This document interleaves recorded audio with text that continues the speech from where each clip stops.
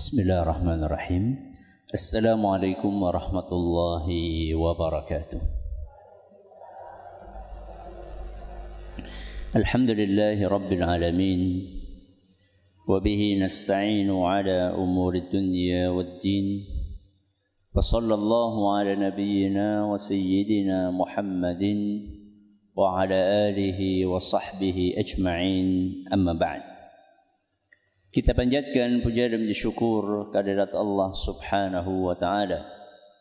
Pada kesempatan pagi menjelang siang yang berbahagia kali ini, tanggal 14 Jumadats Tsaniyah 1446 Hijriah atau yang bertepatan dengan tanggal 16 Desember 2024, kita kembali diberi kekuatan, kesehatan, hidayah serta taufik dari Allah Jalla wa Ala, sehingga kita bisa kembali menghadiri pengajian rutin Senin pagi di Masjid Manarul Ilmi di Komplek Pondok Pesantren Tunas Ilmu di Desa Kedungwuluh, Purbalingga ini. Kita berharap semoga Allah Subhanahu wa taala berkenan untuk melimpahkan kepada kita semuanya ilmu yang bermanfaat sehingga bisa kita amalkan sebagai bekal untuk menghadap kepada Allah Jalla wa Ala.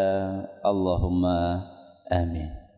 Salawat dan salam semoga senantiasa tercurahkan kepada junjungan kita Nabi Agung Muhammad sallallahu alaihi wasallam, kepada keluarganya, sahabatnya dan umatnya yang setia mengikuti tuntunannya hingga akhir nanti. Bapak-bapak, ibu-ibu, para hadirin, para hadirat dan juga segenap pendengar serta pemirsa rahimani wa rahimakumullah. Alhamdulillah, kita kembali mengkaji tema fikih doa dan zikir, yang kali ini kita memasuki serial nomor 225, mengangkat tema redaksi doa istiftah bagian yang pertama. Jadi kemungkinan besar ini akan cukup panjang karena doa istiftah yang diajarkan oleh Nabi SAW itu banyak. Ini baru bagian pertama, mungkin bisa sampai 7, 8, mungkin bisa sampai 10. Ya, ini akan cukup panjang. Semoga Allah Azza wa Jalla berkahi ilmu yang kita pelajari. Kita pernah sampaikan pada pertemuan sebelumnya bahwa Rasulullah sallallahu alaihi wasallam saat sholat itu beliau enggak cuma membaca satu jenis doa istiftah. Justru Nabi kita Muhammad sallallahu alaihi wasallam itu membaca beberapa jenis atau beberapa redaksi. Maka disinilah pentingnya kita mempelajari redaksi-redaksi tersebut. Tujuannya agar kita bisa amalkan, itu yang pertama. Dan yang kedua tujuannya adalah supaya kita enggak gampang menyalahkan orang lain yang berbeda bacaannya dari kita. Tentunya dengan catatan selama semuanya ada landasannya. Tapi kalau enggak ada landasannya ya salah. Tapi kalau misalnya ada landasannya berupa hadis yang sahih atau minimal hasan, maka di sini kita harus bersikap dewasa, tidak gampang menyalahkan. Nah, salah satu caranya agar kita tidak berpikiran sempit adalah belajar. Adalah apa, Bu? Belajar. Jadi doa istiftah yang dicontohkan oleh Nabi SAW itu ada yang panjang, ada yang sedang, dan ada yang pendek. Ada yang apa? Panjang, ada yang sedang, dan ada yang pendek. Jangan suka yang mana? Bu? Giliran doa mintanya yang pendek. Maka kita mulai dari yang pendek terlebih dahulu.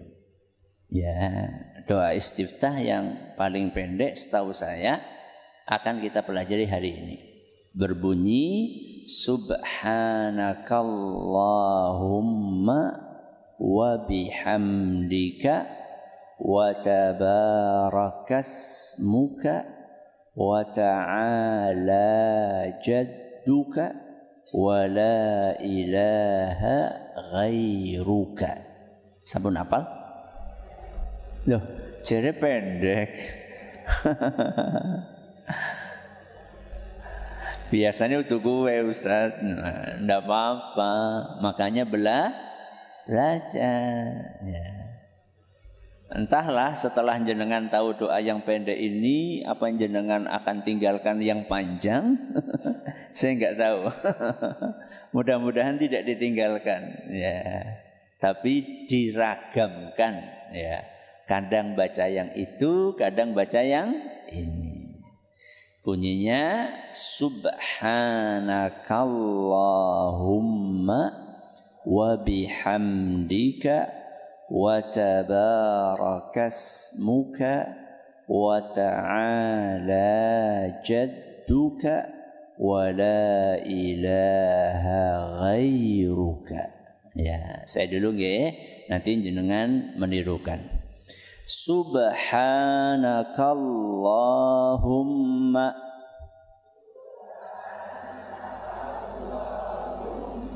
wa bihamdika wa tabarakasmuka wa ta'ala jadduka wa la ilaha ghairuka. Sekali lagi, subhanakallahumma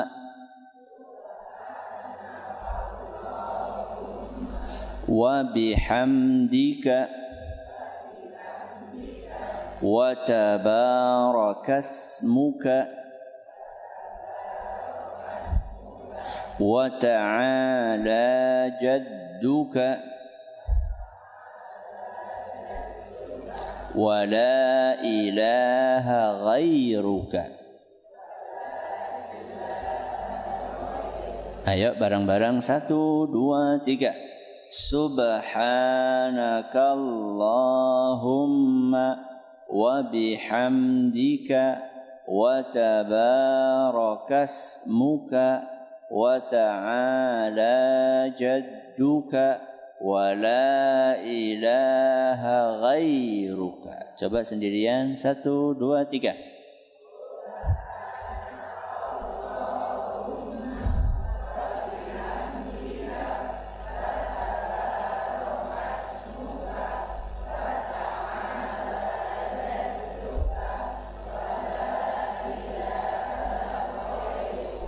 Baik, apa landasan dalil yang menunjukkan bahwa doa ini pernah dibaca oleh Nabi kita Muhammad sallallahu alaihi wasallam ketika beliau sholat? Dalilnya adalah hadis yang dituturkan oleh Aisyah Ummul Mukminin, ibunda kita radhiyallahu anha. Kata beliau, kana Rasulullah sallallahu alaihi wasallam idza istaftaha as-salata qala.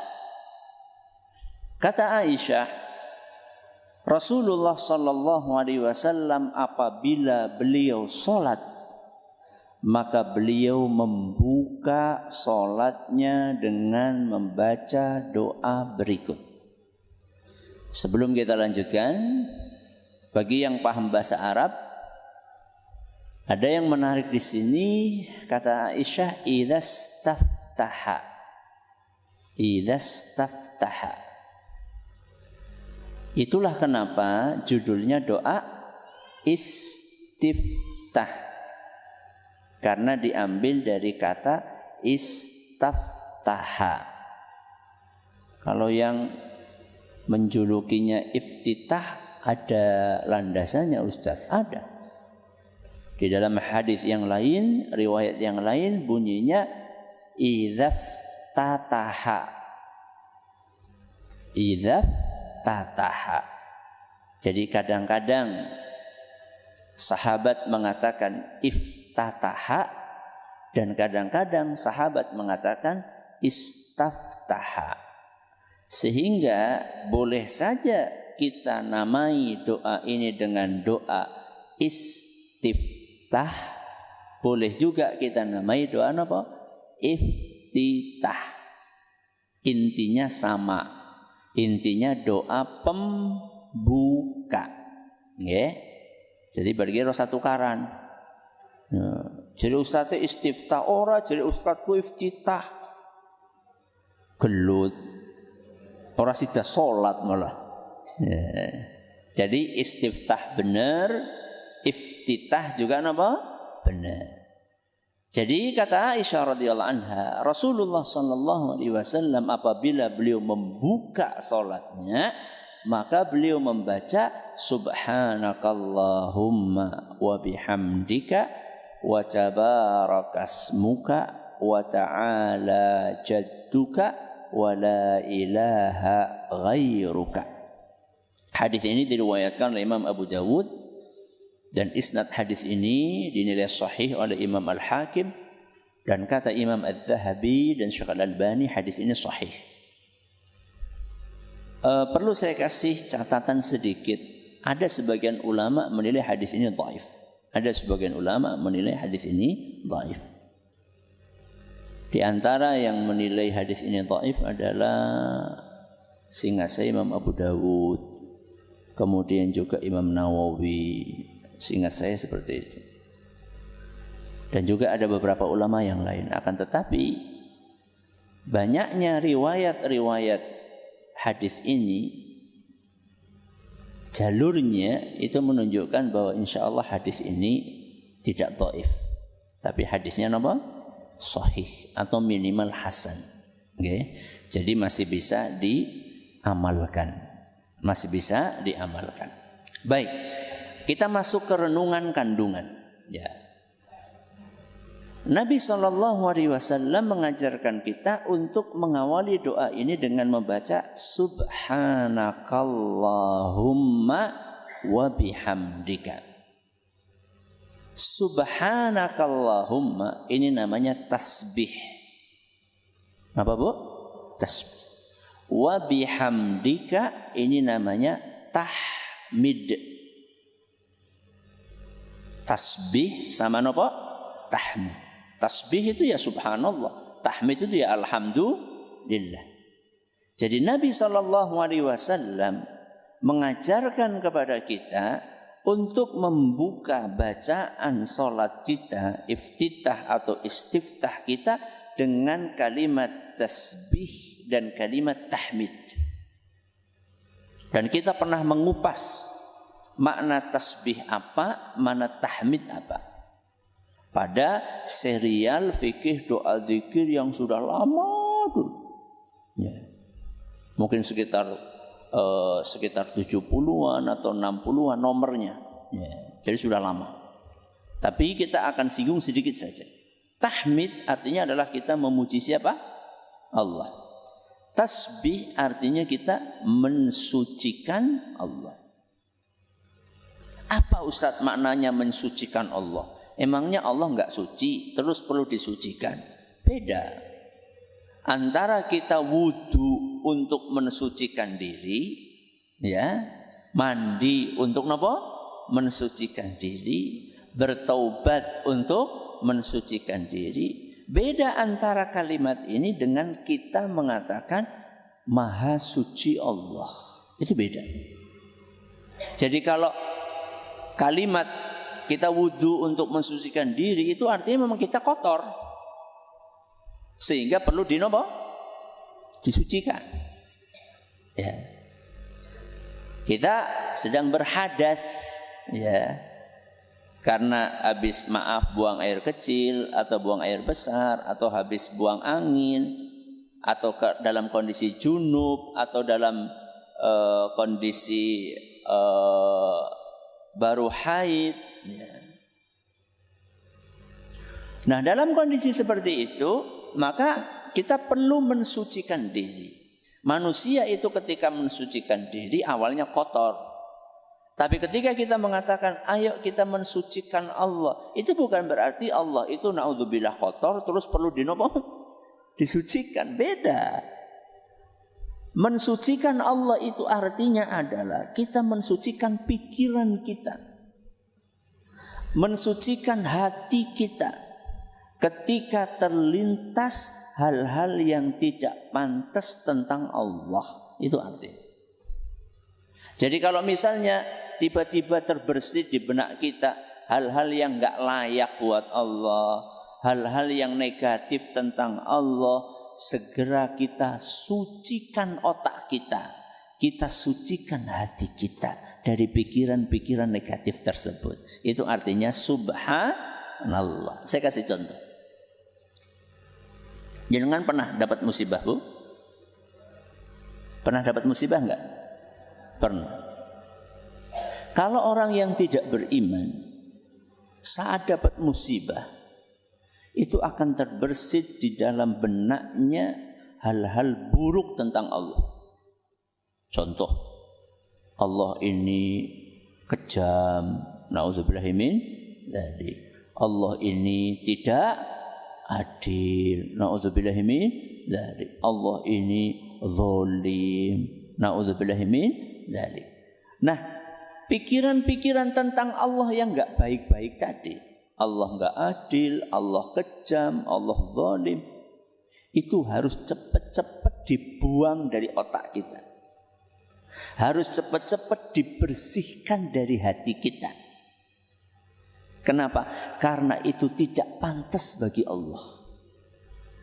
Sebab Allah itu tidak punya kekurangan. Allah itu tidak punya aib. Allah itu tidak punya keburukan. Beda dengan manusia. Kita punya keburukan enggak, Bu? Punya. Banyak apa sedikit? Banyak. Kita punya aib enggak? Punya. Cuman bedanya aib kita ini ada yang kelihatan, ada yang enggak kelihatan.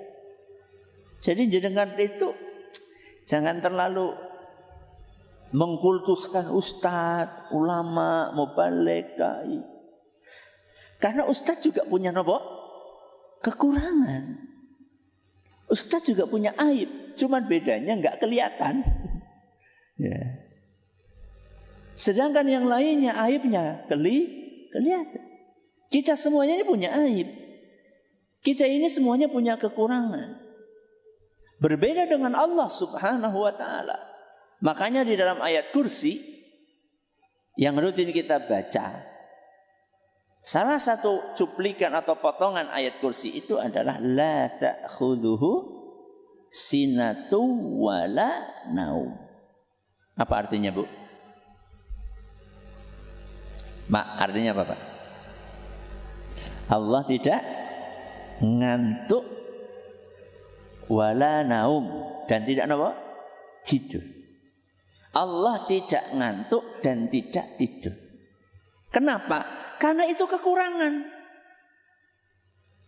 Allah itu enggak punya kekurangan. Ngantuk dan tidur itu kekurangan. Makanya manusia ngantuk dan tidur. Karena dia punya kekurangan. Apalagi ngantuk dan tidurnya ketika pengajian. Jajal ngacung sing wong lagi turu ngacung ya orang. Itu kekurangan. Ya. Allah nggak punya kekurangan. Ya. Ketidaktahuan itu juga kekurangan. Kelalaian itu juga kekurangan. Capek itu juga kekurangan. Wa ma massana min lughub. Kata Allah Subhanahu wa ta'ala, aku itu, kami, yaitu Allah, gak pernah capek. Gak pernah apa, Bu? Capek. Manusia pernah atau tidak capek? Sering. Kenapa capek itu kekurangan? Karena setelah itu butuh istirahat. istirahat. Masa Allah istirahat? Ya tidak ada ceritanya. Karena Allah itu maha kuat, Allah itu maha kuasa, Allah itu maha perkasa. Ya, Allah itu maha mampu. Maka ya Allah nggak pernah punya kekurangan. Begitu pula Allah juga nggak punya aib. Ya, nggak punya apa bu? Aib. Ya. Aib itu contohnya sifat-sifat buruk. Ya.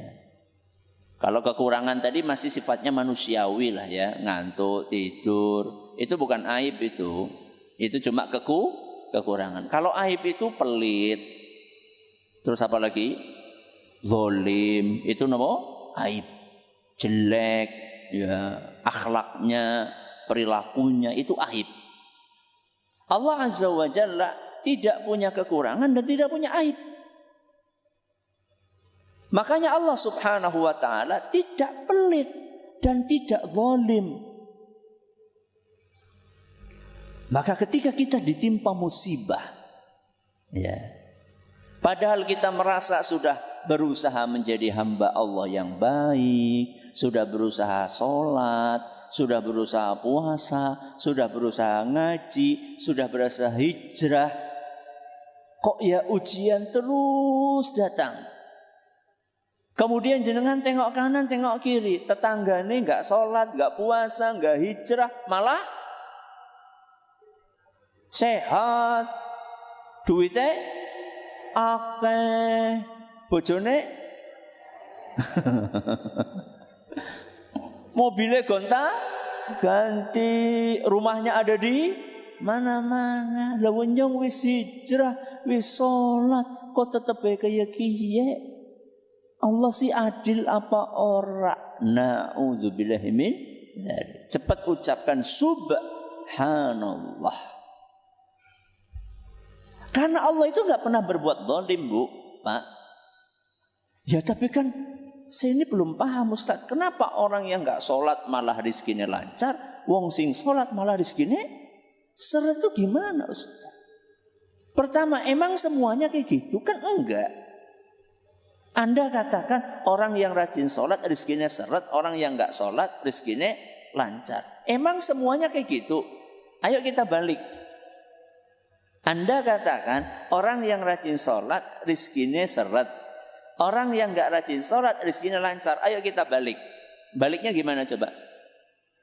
Ada nggak orang yang sholatnya rajin rizkinya lancar? Banyak. Bukan ada, Bu, banyak. Ayo kita balik lagi. Orang yang nggak sholat rizkinya seret, ada? Banyak. Berarti nggak adil kalau kita katakan orang yang rajin sholat kenapa rizkinya seret? Loh, yang lancar banyak kok. Terus Anda katakan orang yang nggak sholat rizkinya lancar. Loh, yang nggak sholat dari rizkinya seret banyak kok. Gue kan sengsara dunia. Akhirnya lagi sholat dari rizkinya seret mana? Itu hal pertama yang harus kita pahami. Hal yang kedua, ketika kita sudah rajin sholat, kok ternyata rezeki kita masih seret, itu bisa jadilah bentuk kasih sayang Allah kepada kita. Jika priwe Ustaz, kok bisa-bisanya rezeki seret malah nopo? Kasih sayang Allah. Bisa jadi Allah itu ingin menyelamatkan jenengan. Allah ingin menyelamatkan keimanan panjenengan. Karena bisa jadi Allah itu tahu kalau jenengan itu rizkinya banyak dan melimpah, malah lupa daratan. Ada, Bu, orang yang ketika miskin rajin ke masjid, ketika kaya orang tahu ngambah masjid. Ada. Banyak. Mungkin jenengan tipe itu. Mungkin loh, Bu. Makanya sama Allah wis lah ben tetap memejit apa? Kere baik. Mungkin. Saya kan cuma katakan mungkin, Bu. Kita nggak tahu hikmahnya Allah. Nah, maka buktikan.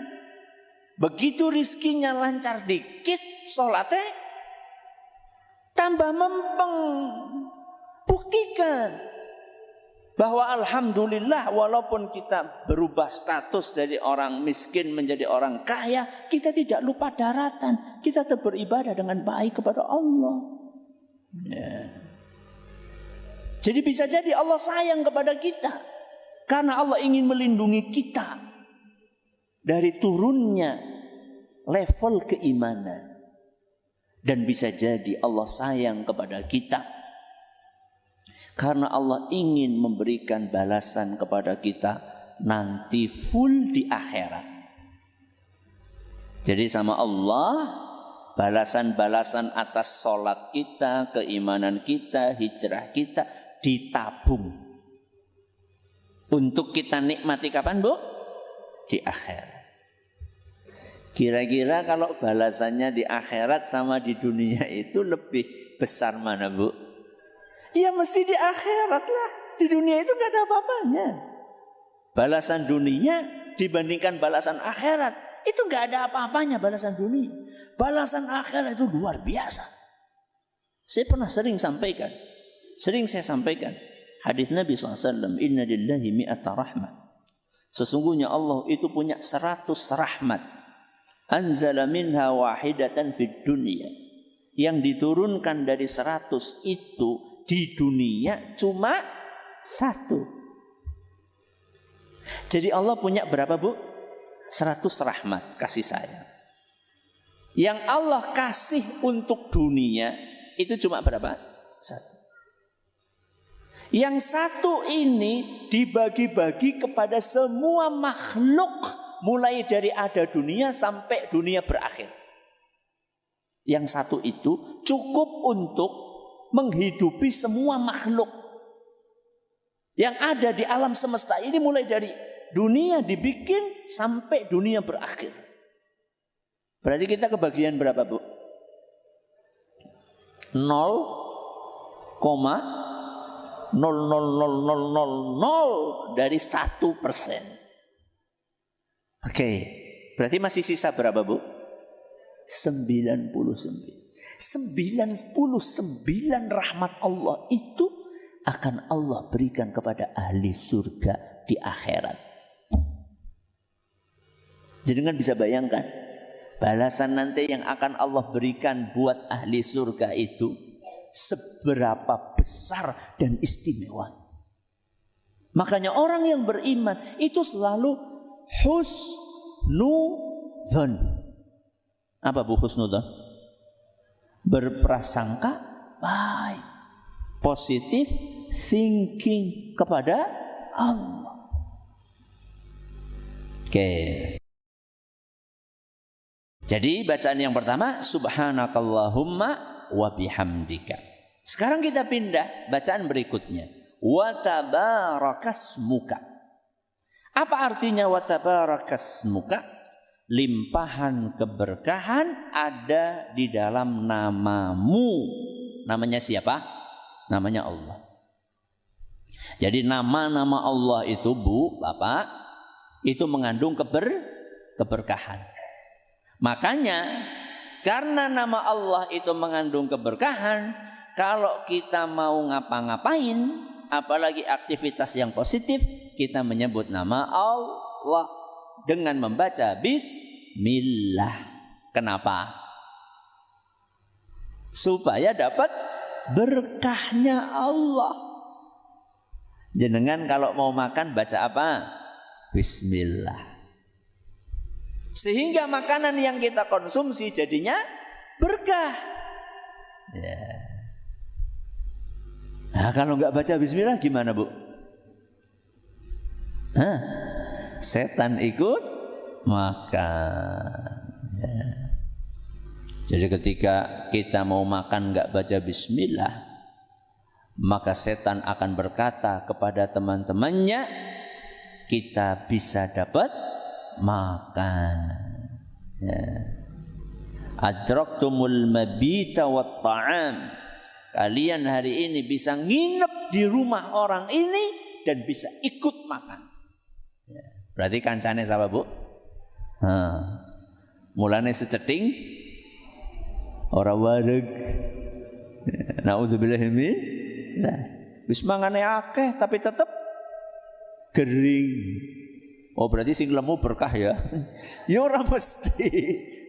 Baca bismillah apa ora? Ya, baca bismillah enggak. Kalau baca ya insya Allah diberkahi sama Allah. Ya.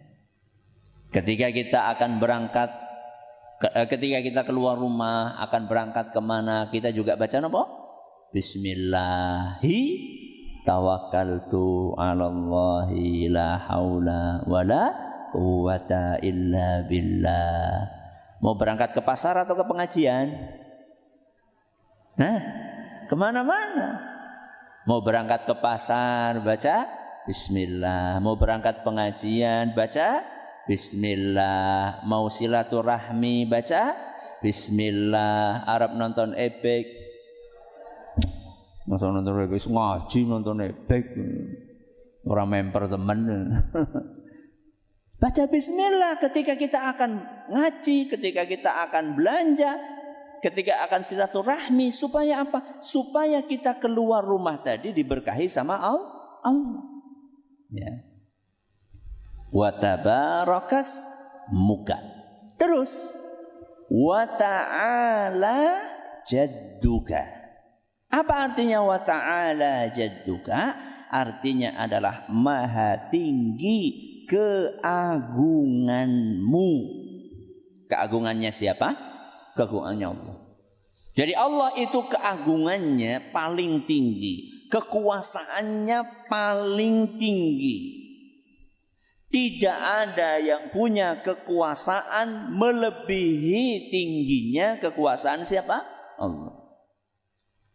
Maka kalau kita sudah mengetahui bahwa kekuasaan Allah itu yang paling tinggi, saat kita mendapatkan kekuasaan, saat kita mendapatkan kedudukan, saat kita mendapatkan jabatan, jangan sombong. Setinggi apapun kedudukan tersebut, setinggi apapun jabatan tersebut, karena setinggi-tingginya kedudukan manusia tetap sangat rendah dibandingkan kedudukannya Allah Azza wa Jalla. Justru seharusnya kalau kita mendapatkan amanah berupa jabatan, berupa kedudukan, berupa posisi yang terhormat, seharusnya justru itu digunakan untuk beribadah kepada Allah. Contoh, jenengan jadi pejabat, berarti tanda tangannya mandi apa ora? Mandi. Tanda tangannya digunakan untuk memudahkan urusan rakyat. Ya, jangan sampai arep tanda tangan sing kudune gratis ndadakan bayar. Kecuali kalau memang ada aturannya. Kalau nggak ada aturannya jangan bikin aturan sendiri, itu namanya pungutan liar yang sudah terkoordinir dengan baik. Tetap namanya apa? Pungli liar itu. Gawe apa-apa kudune orang bayar, malah bayar. Sudah kayak gitu lama banget. Harusnya jadi dalam satu hari, nunggune seminggu. Ketika wah ini gak bisa mas seminggu, ini mepet waktunya, saya butuhnya dalam satu hari. Oh bisa pak, bisa. Caranya gimana? Wani pirlas pungli maning. Jangan. Jadi ketika kita mendapatkan kedudukan, ketika kita mendapatkan jabatan, maka jangan itu kita jadikan sebagai sarana untuk berbuat maksiat kepada Allah, tapi jadikan itu sebagai sarana untuk beribadah kepada Allah, memudahkan urusan sesama. Ya, karena barang siapa yang memudahkan urusan orang lain, maka urusan dia akan dimudahkan sama Allah. Berarti kebalikannya apa? Barang siapa yang menyusahkan urusan orang lain, maka urusannya akan disusahkan oleh Allah. Na'udzubillah min dzalik. Yang terakhir, doa ini bunyinya wala ilaha ghairuka. Apa artinya? Tidak ada yang berhak disembah kecuali hanya Engkau. Sinten? Allah. Jadi di dalam doa ini kita tutup dengan ikrar, dengan pengakuan tentang sebuah prinsip yang namanya prinsip tauhid. Prinsip apa? Tauhid. Prinsip yang mengajarkan kepada kita tidak boleh disembah, tidak boleh diibadahi kecuali cuma Allah.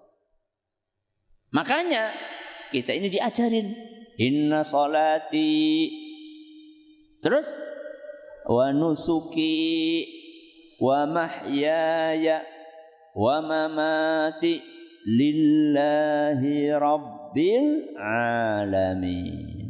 Sesungguhnya salatku, sembelihanku, hidupku, matiku untuk siapa? Lillah, untuk Allah, Rabb semesta alam. Itu yang harus kita lakukan. Maka setelah kita memahami doa ini, tidak boleh setelah ini salatnya untuk selain Allah, kurbannya untuk selain Allah, doanya kepada selain Allah, istighothahnya minta kepada selain Allah. Tidak boleh. Ya Ustaz, tapi kan ada orang yang kayak gitu Ustaz. Aneh. Uang bacanya subhanakallahumma bihamdika, ditutup dengan wala ilaha ghairuka. Tidak ada yang berhak disembah kecuali Engkau ya Allah. Kok masih menyembah selain Allah? Itu aneh. Ya terus kok bisa Ustaz? Ya mungkin dia baru baca dengan apa? Lisan. Belum dipahami maknanya, belum diresapi kandungannya. Makanya setiap kita belajar fikih, doa dan zikir selalu ada pembahasan tentang apa? Renungan kandungan. Jadi kita ini pengen naik kelas. Ya. Jadi ajak tahu terus. Ya. Sing tahu pengennya munggah kelas jadi apa? SD. Ya. Sing SD pengennya munggah kelas jadi SMP. Sing SMP jadi SMA. Jadi maksud saya itu kita ini jangan terus begini-begini terus gitu loh. Jangan terus-terusan begini kita. Doa nggak ngerti maknanya, nggak paham kandungannya. Kalau dulu kita seperti itu, maka hari ini jangan seperti itu. Caranya ayo kita baca bareng-bareng. 1, 2, 3. Subhanakallahumma wa bihamdika wa tabarakasmuka wa ta'ala jadduka wa la ilaha ghairuka. Ini pengajian kita hari ini. Masih ada sisa waktu, silahkan kalau ada pertanyaan bisa disampaikan. Baik, jazakumullah khairan atas materi yang disampaikan. Kami bacakan pertanyaan pertama. Ustadz, apakah boleh hanya membaca doa istiftah ini saja pada setiap sholat? Jazakumullah khairan. Apakah boleh seumur hidup kita ini sholatnya iftitahnya cuma ini tok? Boleh. Boleh. Salah? Tidak salah. Tapi kurang afdal. Kenapa? Kurang afdal. Kenapa Ustaz kok kurang afdal? Karena Rasulullah SAW nggak cuma baca itu tok. Rasulullah SAW baca A, baca B, baca C. Ini yang akan kita pelajari insya Allah. Tapi kalau misalnya jenengan nggak hafal kecuali ini, ya enggak apa-apa. Insya Allah sholatnya sah. Selama sholatnya itu ikhlas karena Allah dan sesuai dengan tuntunan Nabi kita Muhammad sallallahu alaihi wasallam. Jadi jawabannya boleh, tapi kurang afdal. Ya. Baik, pertanyaan berikutnya. Ustadz, saya selalu membaca doa iftitah berikut. Allahumma Allahu akbar kabiro walhamdulillahi katsiro dan seterusnya. Apakah doa ini boleh dan sahih Ustadz? Kita akan masuk insya Allah pembahasan tentang doa tersebut. Dan saat itu nanti kita akan kupas dalilnya yang melandasi doa tersebut dan kapan dibacanya doa iftitah tersebut. berikut dengan renungan kandungannya insyaallah. Ya. Baik, jazakumullah khairan atas jawabannya. Satu pertanyaan terakhir, Ustadz, ketika sholat di rakaat kedua terkadang terlintas apakah sudah membaca surat Al-Fatihah atau belum. Akhirnya saya membaca ulang surat Al-Fatihah. Pertanyaannya, apakah sholatnya sah, Ustadz? Kalau keraguan itu muncul setelah selesai dilakukannya ibadah, maka kata para ulama kita, jangan dipedulikan. Apanya yang jangan dipedulikan? Perasaan ragu tadi. Jadi kalau kita ini sudah selesai melakukan ibadah, kok muncul keraguan, hanya ragu ya, bukan yakin, maka tinggalkan keraguan tersebut, abaikan, jangan pedulikan. Karena itu gangguan dan godaan dari siapa? Setan. Tapi kalau tengah-tengah ibadah, saya sudah baca atau belum ya? Kok jenengan merasa ragu? Baca aja, tidak apa-apa. Kalau masih dalam kondisi apa? Di tengah-tengah ibadah. Tapi kalau sudah selesai, sudah. Abaikan itu, karena itu adalah gangguan dari setan. Kayak tadi misalnya, pas masih sholat nih, masih sholat. Rakaat kedua, tadi saya udah baca Fatihah belum ya? Kalau ragu udah baca Fatihah, tidak apa-apa. Ya, karena itu masih dalam sholat. Ya, masih dalam sholat. Baik, kita sebelum tutup ini ada salah satu jamaah kita yang sedang sakit, namanya Ibu Badriyah. Kita doakan semoga beliau dikaruniai kesembuhan total oleh Allah Subhanahu wa taala. Alhamdulillahirabbil alamin, arrahmanir rahim, maliki yaumiddin. Allahumma salli ala Muhammad wa ala ali Muhammad kama sallaita ala Ibrahim wa ala ali Ibrahim innaka Hamidum Majid. Allahumma barik ala Muhammad wa ala ali Muhammad kama barakta ala Ibrahim wa ala ali Ibrahim innaka Hamidum Majid. Allahumma rabban nas mudhibal ba's ishfi Ibu Badriyah anta syafi la shifaa illa shifaa'uk shifaa'an la yughadiru saqama. اللهم رب الناس مذهب البأس اشفها أنت الشافي لا شفاء إلا شفاؤك شفاء لا يغادر سقما. اللهم رب الناس مذهب البأس اشفها أنت الشافي لا شفاء إلا شفاؤك شفاء لا يغادر سقما. وآخر دعوانا الحمد لله رب العالمين. Terima kasih atas perhatiannya, mohon atas segala kurangannya. Kita akhiri dengan doa kafaratul majlis. Subhanakallahumma wa bihamdika asyhadu an la ilaha illa anta astaghfiruka wa atubu ilaik. Wassalamualaikum warahmatullahi wabarakatuh.